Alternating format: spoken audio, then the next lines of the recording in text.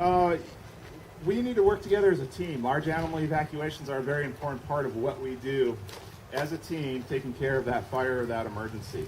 Our communication together, our working together as a team needs to really be something that's difficult in initial incidents of an emergency. 2003, 2007, how many were here, were involved? Was that a little bit chaotic?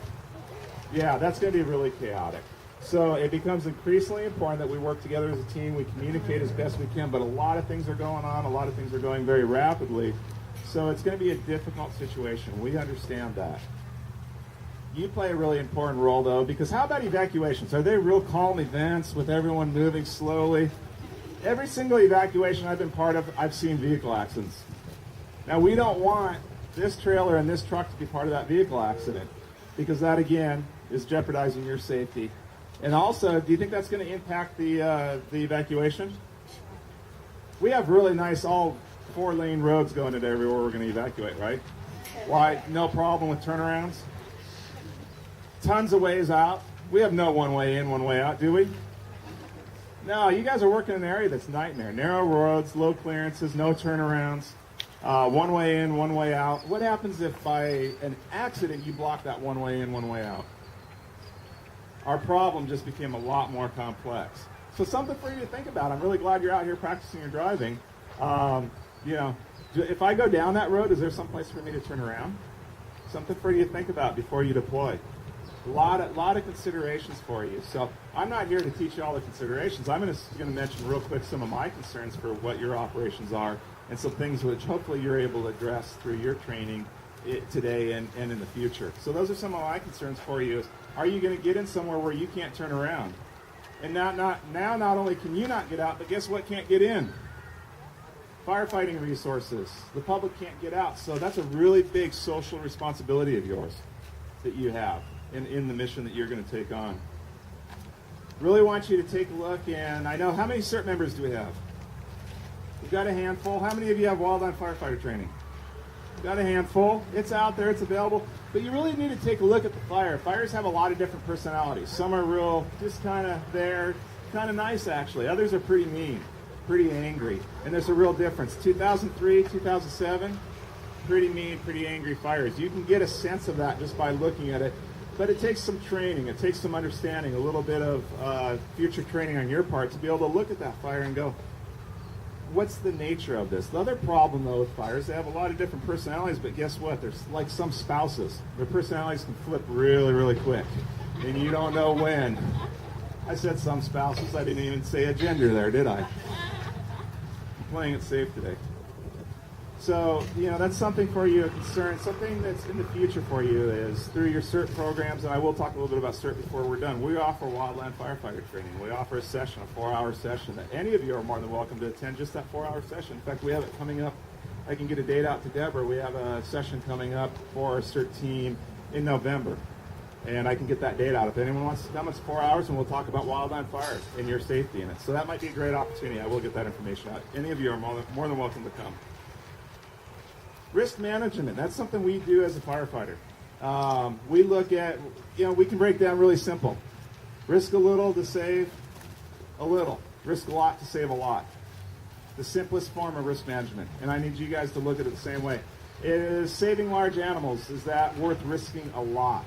That's a baited question for all of you out here. I know I'm passionate about animals. I love animals. I have animals. I have all my life. But I'm also passionate about my family. And I'm passionate about all you getting back home to your families. And I'm passionate about you not impacting other families that might be on the roadway and that sort of thing. So I know it's a tough question, but we need to really look at our value systems there and determine what we're risking and is it worth what we're risking.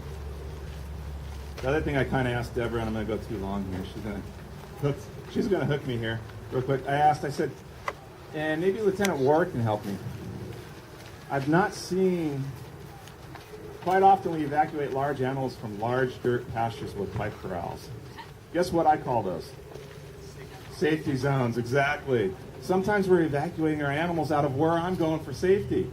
So that's a little bit of something I know that you probably have in your training, some triage and some identification of shelter in place and everything. But another consideration, I've seen large animal rescues that have placed the rescuers at risk when guess what? Those animals were perfectly safe.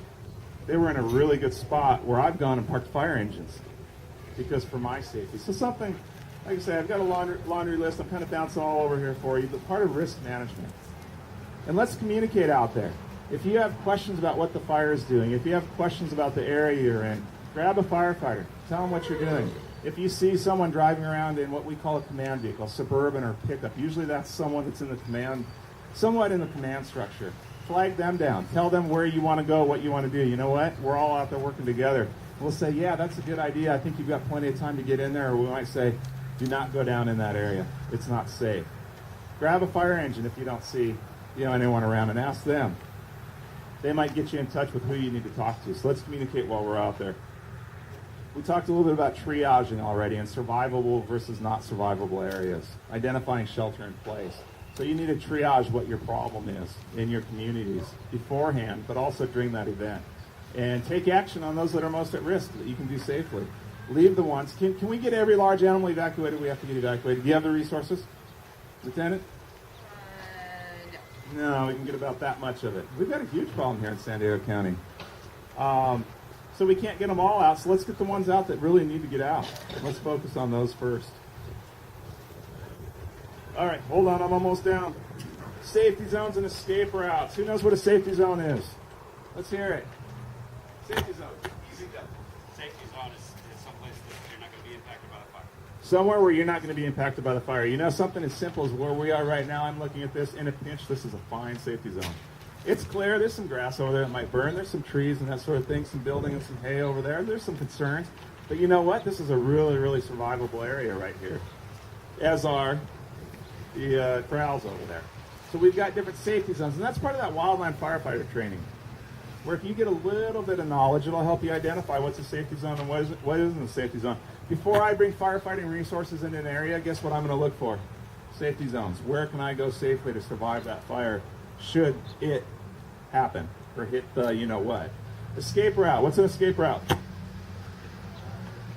Escape route, yeah, escape route is something for you to identify. How the heck do I get from where I am to my safety zone? What road am I driving down? Is it 5 miles down that one lane with overhanging oak trees and tight turns? And is it going to take me 25 minutes to get out? May not be a good idea to be down that far in, because you can't get out safely to your safety zone. So just a couple things, again, to give you food for thought, something for you to seek additional training on. Talking about additional training, CERT programs are out there in every community.